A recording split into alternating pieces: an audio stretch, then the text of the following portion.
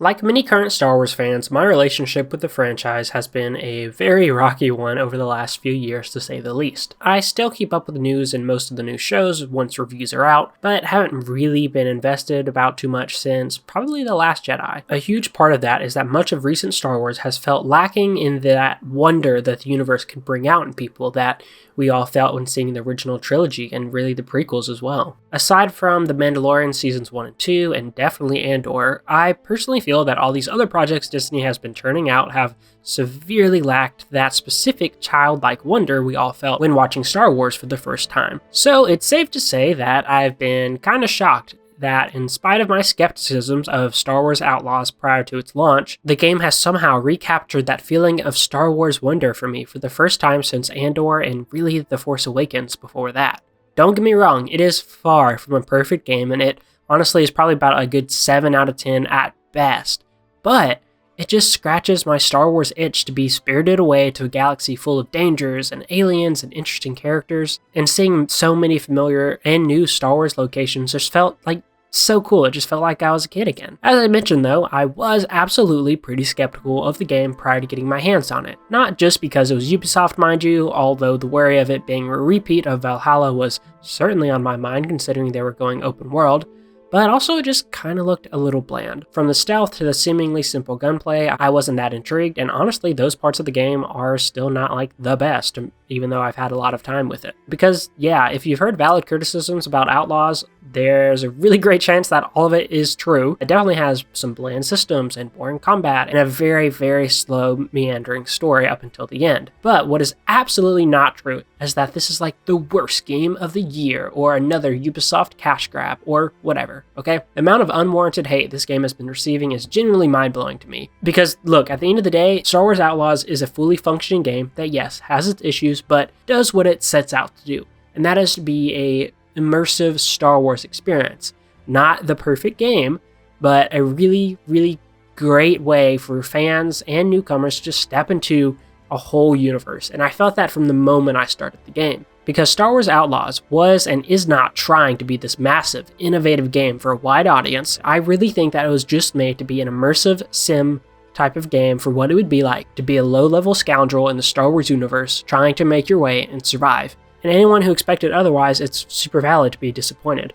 But that goal is so perfectly realized here in Outlaws that I just can't help but absolutely love it. I couldn't help but let a big old nerdy smile come across my face while walking through the streets of a city, seeing familiar droids pass by, or hearing the sounds of TIE fighters whirring overhead as I sped across the deserts of Tatooine, or the plains of Toshara, the first planet you come to that is original for this game and is really incredible in a lot of ways. Or just walking into the cantina, seeing all of the aliens just kind of doing their own thing, playing sabacc in a corner, and I was kind of one of the only humanoid creatures there, and it's truly incredible. And there hasn't been many games, if any really recent games that is, that have captured this specific feeling. We obviously had the Jedi Survivor and Jedi Fallen Order games, but that was trying to deliver a bit of a different fantasy and a more in-depth story, where here the story isn't really the main focus. It's just kind of like a heist story overall, but the focus is that immersion, the feeling that you are this smuggler and you can just kind of go wherever you want and be bounty hunter, and it's sick. So in this video, I just want to look at all the aspects of this game from the best to the worst with both an objective point of view and that of a fan who really does love what this game has to offer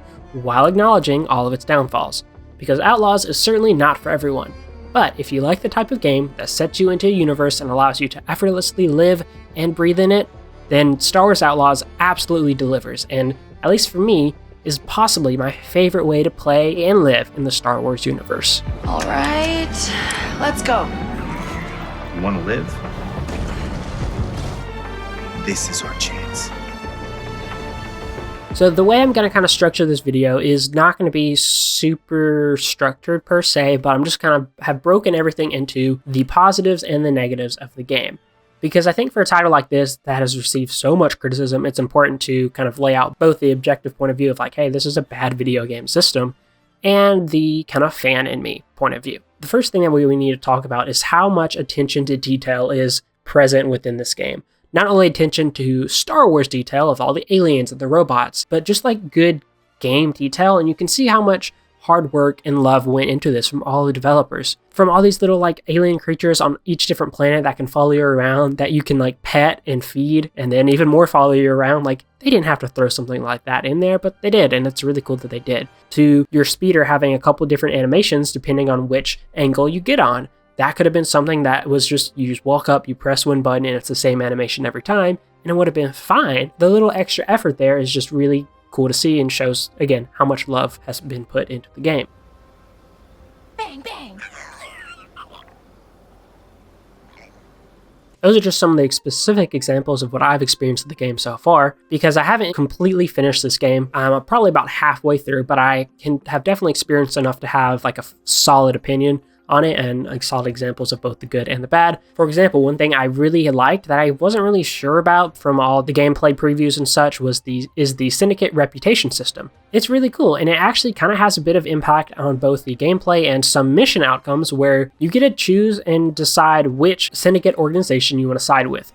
Say, for example, I pick up a bounty for a mission that I'm hired by the syndicate Crimson Dawn. I go to this Imperial base, raid it, and I'm trying to wipe this data that Crimson Dawn wants me to wipe. Well, as I'm finishing up the mission and wiping the data, I have the choice to either do what they asked me to and still get the reputation completely and all the rewards from them, or still wipe the data and actually pin this whole kind of operation back on Crimson Dawn instead of on a different syndicate that they had asked me to.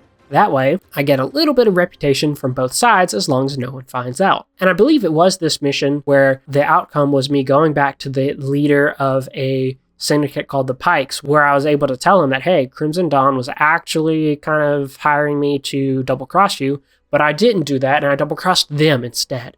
And while I don't think this actually has any impact on like the main larger story the game's telling, it's still really nice to have the options and get to decide in multiple ways who you want to kind of side with more, because you'll get kind of upgrades and access to higher missions and be able to go to different areas of the map depending on how good or bad your reputation with a given syndicate is, which is also something that I think is really cool. So if you have a very decent reputation with a syndicate, you can probably go to a half of this syndicate controlled area on the map, but you can't go too much because they'll kick you out. But if you have a better reputation, you can just waltz on in and kind of take whatever you want. Pretty cool system. It's definitely annoying at points, absolutely, if I'm trying to do a mission and I can't enter this area without stealthing the whole thing. It's not fun, but like it makes sense in the game world and it makes sense for what they're going for, so that's okay in my opinion. The other three things I really like are the open world, the way the game evolves the acquisition of skills and not just with a skill tree, and then also the main story mission scenarios, not necessarily the story itself, because the story here, I will say, is not all that intriguing. You're basically just kind of going from planet to planet trying to get a crew together to carry out this heist. It's fine, you know, it's very like we've seen that in like the Solo movie, and we've seen that in Andor, which Andor was incredible. So like trying to do that in a better way is not really going to happen, especially in the game. However, they could have definitely done a better job with this, introducing the crew earlier on and having better interactions with Kay. But honestly, that's not the type of game I think this is. It's not going to be like your Jedi Survivor with a very story-focused experience. It's rather more of a gameplay and immersion-focused experience. With that said, though, I do really like Kves, and I do really like Nyx, okay? I've been seeing some hate on Nyx, and he is the cutest little thing ever. I don't care, and I know that they definitely had that included to sell plushies and stuff, and you know what? I will be there buying them, okay? Nyx is adorable, and I don't want to hear otherwise, because it's just not true. Anyways, Kves as a character, I really like. Didn't think I would at first because she seemed just overly cocky and confident, but like she is that while also being incredibly inexperienced as in like the real criminal world and just putting on this front of cockiness, kind of like Han Solo does, but Han Solo has a lot of more experience to back that up with. And so it's a very interesting like dichotomy of the character. She's trying to be this cool, like suave character. She's also just like goofy and unintentionally like silly. It's great. I really do like her character. I'm interested to see the rest of the story and how she grows. Whoa, hi. Yeah, I need to get in. Now, with those out of the way, I gotta talk about the open world and the way skills are acquired, not through a skill tree, but through really cool optional side quests that all take you to different areas of the map that you might not have been to before in really cool scenarios. Like, I have not played a Ubisoft game for sure that has done an open world and side quest as good as Star Wars Outlaws. And this I absolutely did not expect, but I kind of was getting hints of this when I first got to open the map on the first planet of Toshara, and there were no map markers. There was no, here, go here, do a tower, do all these things. Oh, here's all this stuff. Like, you know, what happens when you open an Assassin's Creed map for the first time, right? There was none of that. There was my location, and there was the next objective general location, and that was it. I was like, okay, so maybe like once I unlock some more stuff, then everything will show up on the map. Not quite. The only way icons will show up on your map are by overhearing conversations and intel rumors in cantinas or other locations, and that'll come up in your quest tab, and then that'll show up in your map to be like, oh, there's maybe this like part for your ship, your speeder, whatever in this location. Or by just driving around the open world. Wow, what a concept, actually exploring a world and finding cool points of interest. That's not really something Ubisoft typically does, and that's what this game does. So in one aspect, it's like, man, what a great step forward for Ubisoft games. In one aspect, it's like open world games should be this anyways, and really are this anyways outside of Ubisoft. So it's a step forward for Ubisoft when they're still like steps behind the industry as a whole, I feel like. But if the whole concept of an open world game in Star Wars, but it's Ubisoft, was like driving you away from this game, pleased to report that it is not your traditional Ubisoft style formula. One of my favorite examples of this is some of the things that you do in the open world are just really cool and interesting. For example, the types of quests you get, like overhearing rumors and things from cantinas, are usually to upgrade parts of your ship or your weapons or etc. The first one of these I went out of my way to do gave me like a general area on the map to go to. So I was like, okay, maybe this is like typical open world fodder. I'll just do some traversal, and then there'll be the part I need in a big old shiny chest, and that'll be it. Much to my surprise, I was dead wrong. And in fact, this small kind of tiny side objective that was definitely not necessary led to a massive cave hidden in a mountain filled with parkour and wind tunnels I had to navigate in like unique ways, in a really impressive environment that I hadn't really seen anything like so far. And as far as I know right now, that was the only purpose of this area, and a lot of people just won't see it. And I love that. Like, it shows the care and dedication these developers put into making this world and making it worth exploring in ways that can surprise you more often than not. And that's something not every open world game does well anyways. I wish the recent Final Fantasy VII Rebirth would have done more of that to make the open world more exploration based versus kind of the typical Ubisoft map marker formula it went with. So it's incredibly clear that with Outlaws, the devs wanted to take the studio's formula and move it forward as much as they could, and it really makes for an interesting world to explore. And that brings us to the way skills are unlocked in this game. I really love the implementation of the quote-unquote skill tree that they put in this game, because spoilers, it's not a skill tree. The way you unlock skills for either your blaster or your speeder or just K in general, like more inventory upgrades, whatever, is you first have to go seek out someone in the world, either Toshara or Tatooine or whatever planet you're on or whatever planet you need to go to. You have to go seek them out so that they can give you upgrades. It's not just like, hey, here's another level. Spend it wherever you like. It's like, oh, you want to upgrade your ship? You need to go find a ship mechanic. You want to upgrade your speeder? Go find a speeder mechanic. And everything you get from these individuals are actually useful upgrades, and they're not just like a 3% more critical damage boost or something ridiculous like that. They're actually useful perks for once. And there's not a million of them. Each vendor you unlock has about 6 upgrades each, which is very restrained, and as such, they can make them all interesting and useful, which is a far cry from something like Valhalla that had about 100 different upgrades that all were just, hey, here's an XP point to get 2% more damage on this critical hit. It was bad. So one of my favorite specific examples of this was when I wanted to take on a task to install a new turret on my ship. Sounds pretty simple, right? Well, I had to track down a specific Jawa sandcrawler to recruit one of them because they ended up having the parts I needed, which I overheard at a cantina. But of course, Jawas being Jawas, they would only do so once I did a task for them, which turned out to be collecting a tooth from deep within the depths of a dead Sarlacc pit. So I do that, okay, I rappel into the dead Sarlacc pit, which is cool in itself, going out through its like cavernous mouth and cavernous like whole body. It was crazy. And then once I acquire that and I come back out of the Sarlacc pit, it got stolen from me, and I get into a little speeder chase with the pirates while avoiding a great dragon that shoots out from the sand dunes to chase the pirates that I'm also chasing. It was just seriously cool and a completely optional quest going to an interesting area that could have just been an XP grind to unlock a skill point. And as I mentioned, this is the process for any unlocks that you want. whether for your blaster or speeder or hacking abilities, whatever it may be. It's going to be a pretty unique quest, a pretty unique area, more likely than not, and it's genuinely incredible and so refreshing for this type of open world game. Honestly, I would have even liked more options for blaster and speeder mods, but I think going for less quantity and more quality here with the individually tailored missions to unlock the vendors and actually having useful upgrades is a great change of pace, and I wish more games did this. One last thing I want to mention about the open world is that the lack of a compelling story actually kind of feeds into your exploration of the open world pretty well. Because we've all played games like The Legend of Zelda where the overarching goal is rescue Zelda and defeat Ganon. And then, I'm over here making a vehicle for like 5 hours and completely ignoring anything, which is fine and fun. And that's like what a lot of games do. But there can often be a narrative disconnect there when your main objective is very pertinent and very immediate, and you go off and do side quests for like 5 hours, Like in The Witcher 3, when it's like, find Ciri.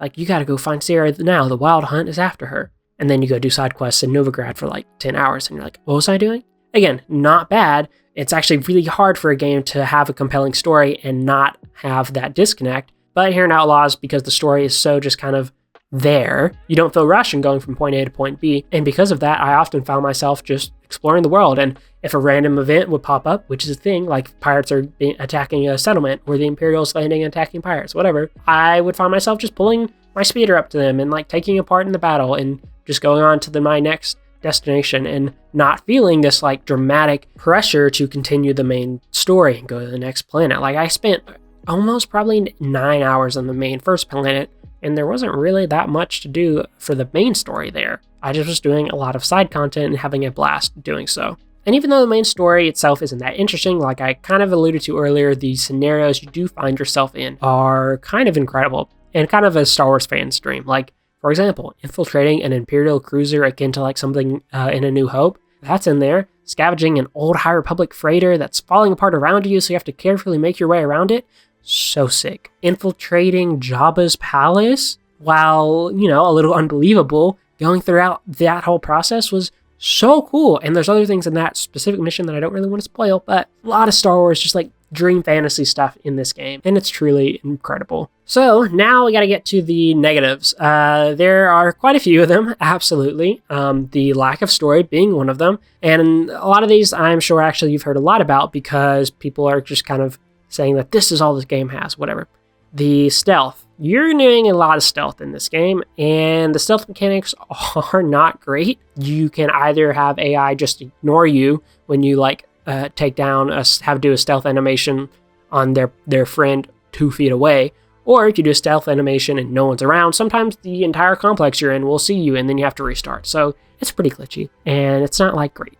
The AI for enemies is pretty bad. It's Ubisoft, it's not great. That was clearly not the focus of this game, but man, the AI is really dumb. I've also been playing The Last of Us Part 2 in conjunction with this off and on, and the AI for enemies there is just so much beyond what Outlaws offers. It's like night and day. And having to stealth so much is a bit annoying. Like, if you weren't expecting that and you were expecting just to be able to blast your way out of every single situation, you're not going to be able to here, unfortunately. And as annoying as the stealth can be, even for me, I get it, because that's kind of the point, and it goes with the game here. You're not this super seasoned smuggler character. You're someone very new to this lifestyle and has very little experience. So of course she's going to be stealthing as much as she can and probably not trying to shoot at her way out of a lot of situations. But when you do have to shoot your way out of situations, it's also not that exciting. It's pretty straightforward gunfights. I mean, I really like it because you could get the blaster sounds and you're like, ooh, I'm in like a Star Wars fight. But it's nothing to write home about. It's pretty basic. And those are really the main issues that people are having with the game. And at the end of the day, that's okay if people don't like the stealth and if they don't like the gunplay and if you can make fun of how poor the AI is, but all of that doesn't make it a bad game. It doesn't even make it like a 5 out of 10 game. I don't really like doing game scores, but if I had to give Outlaws a score, I would give it like a good 6.5 out of 10 for non-Star Wars fans. Probably 7. But for Star Wars fans, probably almost an 8, Being a fan and being able to point out all these things really enhances your experience. But even if you're not a Star Wars fan, Outlaws has way more positives going for it, in my opinion and in my experience, than negatives. And it definitely makes for a really good time if you know what you're getting into. It's not going to be this intense action-heavy game like the Jedi games. It's a lot more slower and more methodical and intentionally trying to immerse you in this world of Star Wars. I didn't even talk about how you can gamble on horse races and anywhere you go. You can play the entire game of Sabacc all fully fleshed out with really confusing rules in every cantina you go to. You can lean on railing just to stare off into the gorgeous environments that this game presents. There's so much love and care gone into Star Wars Outlaws that I think deserves praise, even though there are obvious negatives to the game. And there's obvious negatives to every game. Even if it's 10 out of 10, there's going to be something somewhere people don't like about it. Star Wars Outlaws is a really great time, whether you're a Star Wars fan or not. And if you are a fan like me, you can probably pretty easily look past all of the negatives here and see that the positives really outweigh them. And I didn't even mention this, I did not buy the game. If you want to try Star Wars Outlaws, you can get Ubisoft Plus, which, gross, but it's like $18, $19, which is way less of an entry point than the $70 price tag or the rest of the ridiculously priced editions. I don't even want to go into that, But that's the price that I entered at, and I think that kind of helped my expectations be not as high, and so I got a nice, pleasant surprise. And let me know if you've played, your thoughts on the game, or your thoughts on the Ubisoft formula here in general, and how they kind of evolve things, and maybe not really evolve things in some areas. If you like this video, be sure to check out some of my other ones. YouTube is telling you that you might like this one. It could be wrong, it could be right, but the only way you're going to know is if you click it. So, I hope you have a wonderful day, and I'll see you all next time.